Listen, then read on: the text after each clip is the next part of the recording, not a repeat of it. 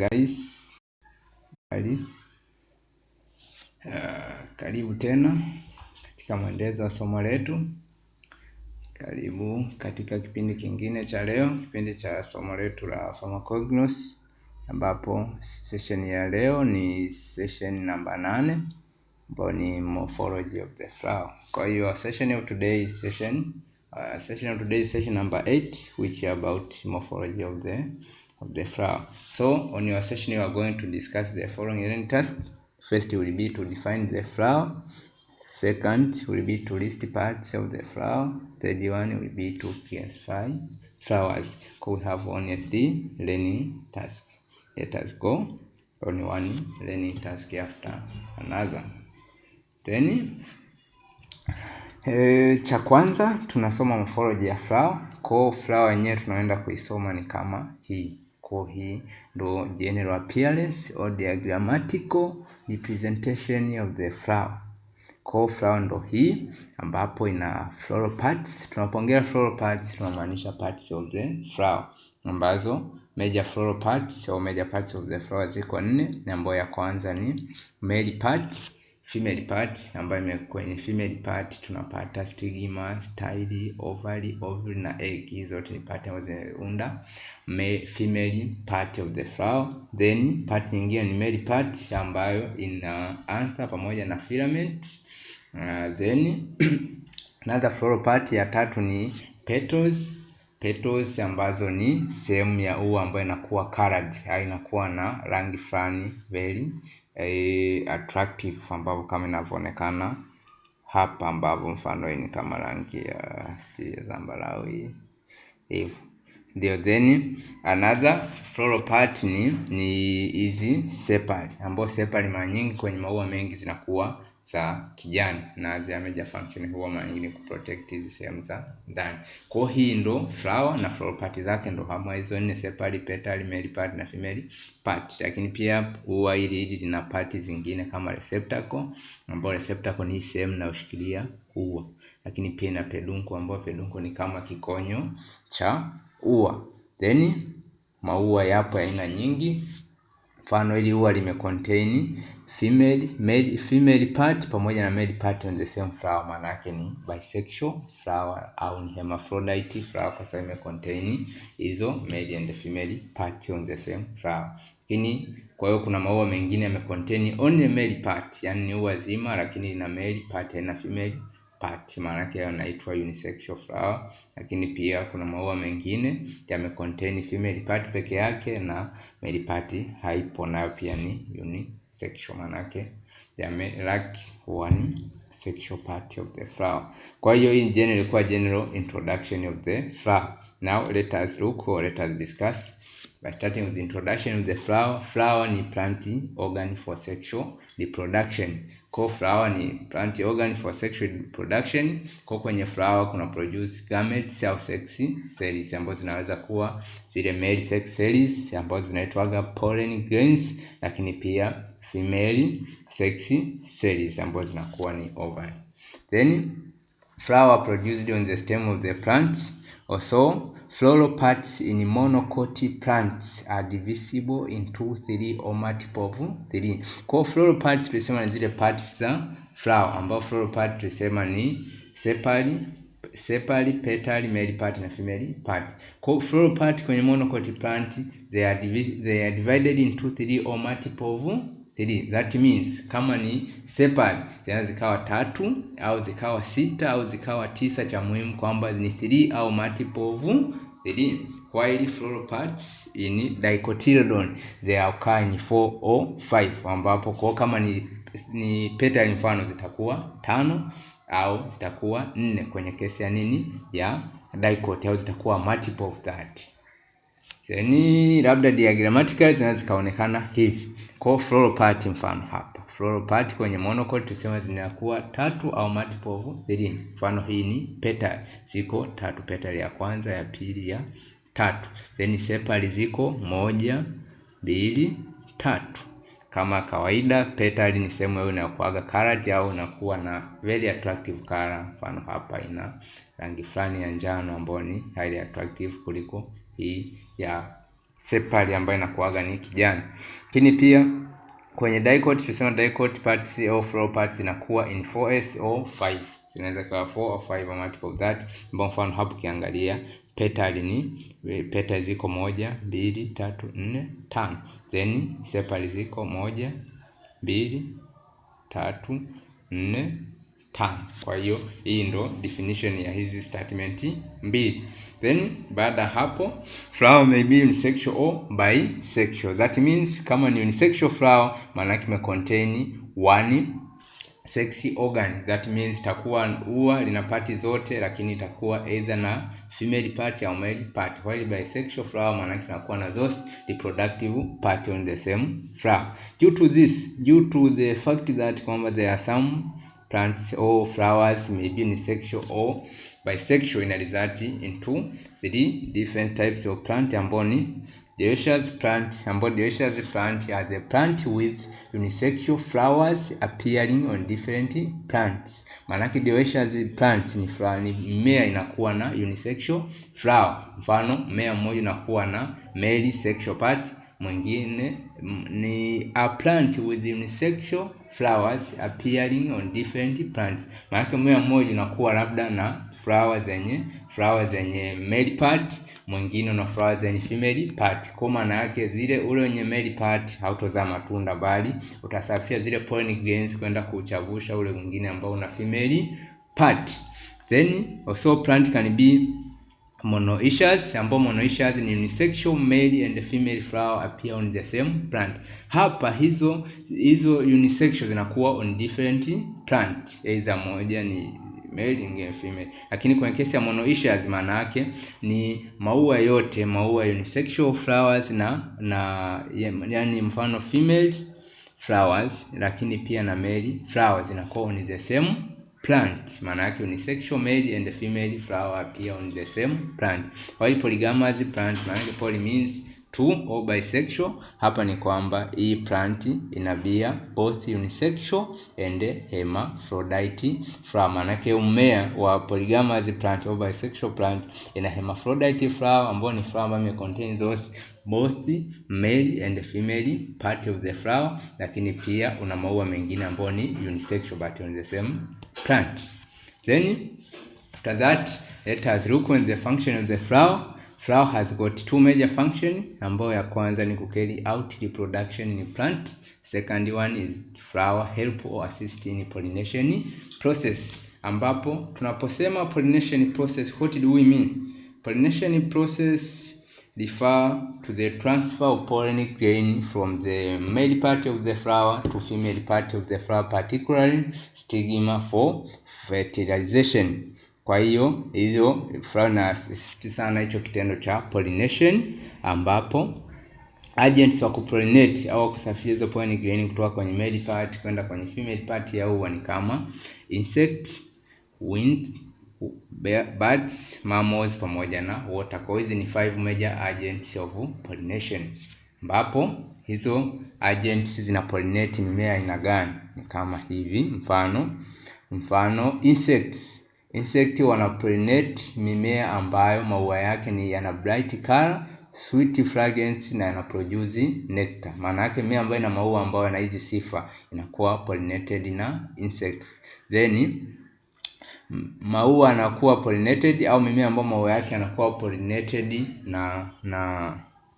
na wind, sifa yake kubwa anakuwa na large stigma, lakini pia anakuwa na no or little fragrance, lakini pia na non-stick pollen grains. Non-stick ili ziweze kupeperushwa ili ziweze kupeperushwa na upepo zifike kwenye stigma, na maua hivyo stigma zake mara zinakuwa ndefu kuacha parts nyingine za maua ili kuweza kuzidaka zile pollen grains zinapokuwa zimekuja na upepo. Lakini pia kuna flower pollinated by birds, ambazo sifa zake zinakuwa na long tube shaped, pia have bright red or yellow color and with no fragrance. Lakini pia kuna flower pollinated by mammals, ambazo zinakuwa na white flowers with strong fruit smell and open at night. Also other flower are being pollinated by water, ambayo flowers zinazokuwa pollinated by water zina sifa ya pollen, zile zina sifa ya kufloat kwenye maji.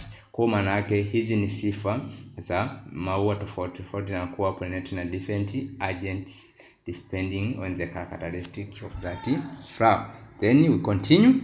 Hata unaenda kuona structure of the flower.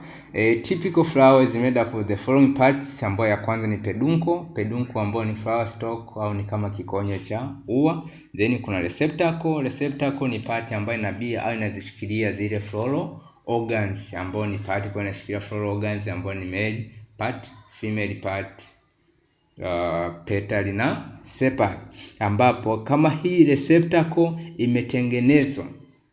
imetengenezwa elongate below the calyx. Calyx ni sepal. Kwa kama elongate below the sepal, hiyo inaitwa hypanthium, while ikiwa elongated below the ovary inaitwa gynophore. Ambapo another part ni calyx. Calyx ambayo imeundwa na sepals, ambazo hizo sepals ambazo zinaunda calyx zinaweza kuwa ziko separate. Zikiwa separate, hiyo kitendo, hiyo state inaitwa polyseparous. Lakini kama hizo sepals zinazounda calyx kama ziko zimeshikamana, ziko fused, maana kitendo kinaitwa gamoseparous. Lakini kama ziko separate zinaitwa poly means many, polyseparous. And the major function of calyx major function of sepals is to protect the young flower bud. Then another part ni corolla au petal au attractive part of the flower, ambayo hii imetengenezwa kwa imeundwa kwa petals, ambapo hizo petals zinakuwa colorful, zinakuwa na rangi ambayo inakuwa very attractive kwa ajili ya kuvutia vitu kama wadudu, ambazo kama hizo petals zinazounda corolla kama ziko separate, hicho kitendo kinaitwa polypetalous. Lakini kama ziko fused pamoja, hicho kitendo kinaitwa gamopetalous. Then another part ni perianth, ambapo perianth ni muunganiko wa sepal na petal together. Maana sepal na petal zikiungana pamoja zina form a structure called perianth or floral envelope. Then naendelea, ambapo diagrammatically ni kama hivi. Mfano hizi ni polypetalous. Poly tulisema ni ile state ambayo unakuta zime separate. Mfano hizi petals zime separate, huyu ameseparate na huyu na huyu, kwa wanaitwa polypetalous. Lakini hapa gamo means zimeungana, ambao watu kiangalia hapa zimeungana petali. Lakini hii ni polyseparous, kwamba hizo sepali hazijaungana, zimeachana kama unavyoona ya kwanza, ya pili hivyo. Alafu hizi ni gamoseparous, kwamba sepali zimeungana. Kwa hiyo ni sepal and petal fusion. Zikiwa fused zinakuwa hivyo. Mfano petali zikiwa fused zinakuwa hivi, zikiwa not fused hivi. Alafu hapa sepal zikiwa fused au zikiwa not fused, diagrammatical. Then another part ni stamen, ambao ni male reproductive structure of the flower. Na hii male reproductive structure imeundwa na pati mbili, ambayo ya kwanza ni anther and filament. Kwenye anther ni pati ambapo zile pollen grains zinatengenezwa, then kwenye filament ni kama mlija ambao una transport hizo pollen grains kwenda kwenye ovary. Also hizi stamen zinaweza kuwa fused au separate. Zikiwa fused, hicho kitendo cha stamens zikiwa fused, hicho kitendo kinaitwa monadiforous. Monadiforous ambao ni kama hivi, hapa ziko fused, maana yake stamens ziko fused. While zikiwa separate, hicho kitendo kinaitwa diadiforous, ambao diadiforous ni kama hivi, maana yake zimeseparate. Haka ni ka pollen, ni ka stamen kamoja ambao kana anther and filament. Haka ni kingine hivyo, ziko separate.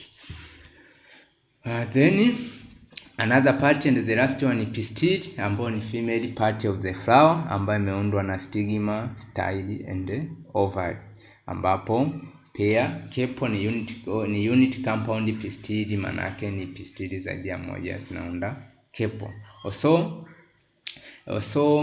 Also hizo sex part of the flower can be described with two words, ambao word ya kwanza kudescribe kutumia neno gynoecium, ambao gynoecium inamaanisha ni one or more pistil, that means female part of the flower, lakini pia kuna androecium ambayo ni male part of the flower ambayo inaweza kuwa na one or more than one stamen. Then baada hapo let's look on the classification of the flower ambao ni kipengele chetu cha mwisho cha topiki yetu, ambapo flower are classified on various groups based on different criteria. Kwa maua tunagawanya katika makundi mbalimbali kwa kutegemea criteria tofauti tofauti, ambapo criteria ya kwanza au factor ya kwanza kwa based on the presence of male or female or both reproductive structure. Kwa kudipendi kwa criteria hii tunapata aina mbili za maua, ambayo ya kwanza ni perfect, bisexual or hermaphrodite flower, ambazo hizi ni flower ambazo zina both male and female reproductive structure. Lakini pia aina nyingine tunaipata kwa kigezo hicho ni imperfect or unisexual flower, ambayo imperfect or unisexual, uni means one, maana yake zina one reproductive structure, ambazo hizi zinaweza zikabia male or female reproductive structure, ambapo kama zina male, kama ni male flower itaitwa staminate flower, that means ina male reproductive structure, lakini pia kama ni female flower that means ina female reproductive structure, itaitwa pistillate flower. Then factor ya pili kwa kubase on the presence or absence of any structure, ambapo hapa tunapata aina mbili ambayo ni complete na incomplete flower, ambapo complete flower ni flower ambayo ina structure zote ambazo ni sepal, petal, pistil na stamen, while incomplete flower ni ile flower ambapo one of this structure inakuwa imemiss, yani either sepal, petal, pistil or stamen, one of them is missing. Hiyo inaitwa incomplete flower, ambapo then kigezo kingine cha classify ni kwa kubase on the number of flower, ambapo kwa base on the number of flower tunapata aina mbili ya flower, ambapo aina ya kwanza ni simple flower na aina ya pili ni compound flower, ambao simple flower maana yake ni one flower on an axis or receptor, kama receptor contain one flower, while compound means many or inflorescence, ambapo kwa compound flower inakuwa ina more than one flower on the receptacle or axis, ambapo hizo compound flower can be further subdivided into single inflorescence or single compound flower and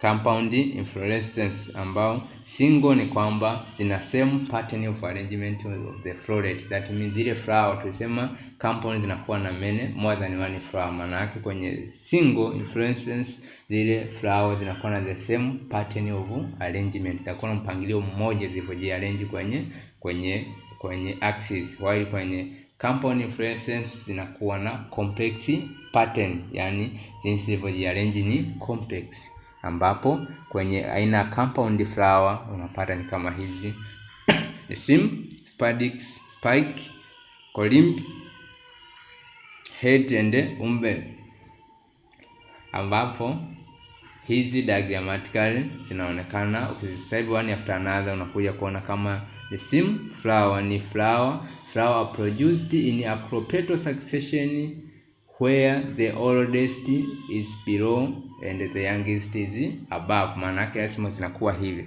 Hii ni oldest one, ambao oldest flower zinakuwa below while zile new one or youngest one zinakuwa above. Mfano hii ni youngest one. Lakini pia ukipima hata distance ya konyo chake inakuwa tofauti. Hizi ambao ni oldest zinakuwa na konyo kirefu kulinganisha na hizi ambazo ni new one. Ni pia inaweza kaonekana hivi na hivi. Hizo ni sim flower ambao ni aina complex au compound flower. Lakini pia kuna column zinakuwa hivi au hivi, lakini pia kuna head zinakuwa hivi, lakini pia kuna hizi umbel ambazo zinakuwa ni upside down umbrella shape, zinakuwa na shape kama ya mwamvuli lakini ambao umegeuzwa huko upside down. Then baada hapo unaweza kuziona pia compound flower kwa michoro hii hapa ambayo simu na nini unaweza kuziona hapa. Yes, ambayo inakuwa hivi. Then baada hapo factor nyingine ya classify ni kwa kubase on floral variation, That means kwenye flower variation hapa tunaangalia flower group according to placement of flower parts on the receptacle and 2. Hapa tunaangalia kwenye flower variation, tunaangalia jinsi zile flower parts zilivyojiarrange kwenye receptacle, ambapo hapa tunaweza into 3 types of flower, ambayo ya kwanza ni hypogynous flower, ambao hypo means below. Nadhani hypo kila mtu nafahamu ni below. Kwa hypogynous flower ni flower ambapo sepal, petal and stamen are attached to a convex or conical receptacle at the base au below of the ovary, ambapo diagrammatically zinaonekana hivi kwamba hii sepal, petal na stamen ziko below the ovary, ambapo ni hapa the convex or base of the ovary. Hiyo ni hypogynous flower.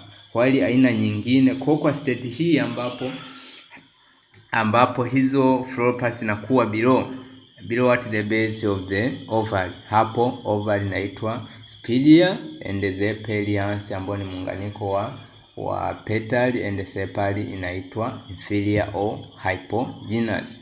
Also kwa kigezo hicho tunapata aina nyingine, tunapata perigynous flower, ambao peri ni kama middle or between, yani kama katikati.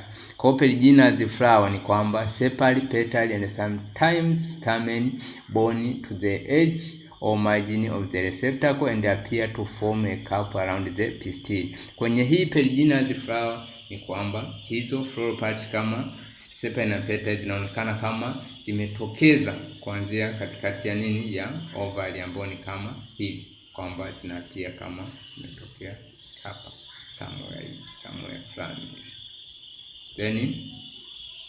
Then another one ni epigynous flower, ambao epi means above. Kwa epigynous flower ni kwamba hizo sepal, petal na stamen zinapia to form at the top of the ovary. Kwa hapa kiufupi kwenye hii aina ya kigezo, manake unacheza tu na pale zilipo jinsi hizo sepal, petal na stamen zilivyo attach kwenye receptacle, ambapo kwa hiyo ya mwisho ambayo ni epi ambayo ni juu ni epigynous, ni hapa ambapo hizi hapa sepal, petal na stamen na pia kama zimetokeza kuanzia juu ya nini ya ovary. Na state hii, kwa hiyo hizi ndio zinaitwa, kwa hizi zinakuwa hii ovary inakuwa inferior while zinakuwa superior. Then kigezo kingine cha kuclassify ni kwa kubase on floral symmetry. Symmetry ni kama kugawanya kitu aidha katikati au kwa n mgawanyo, hiyo ni kama symmetry.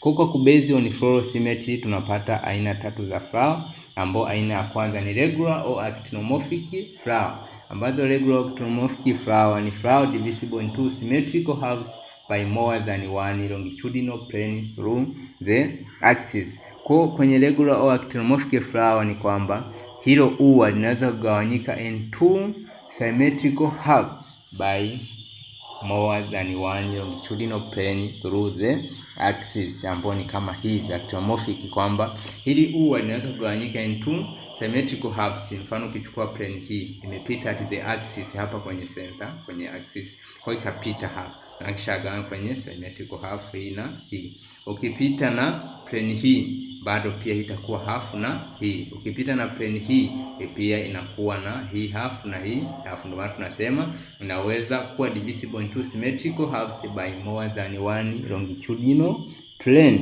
which pass through the axis.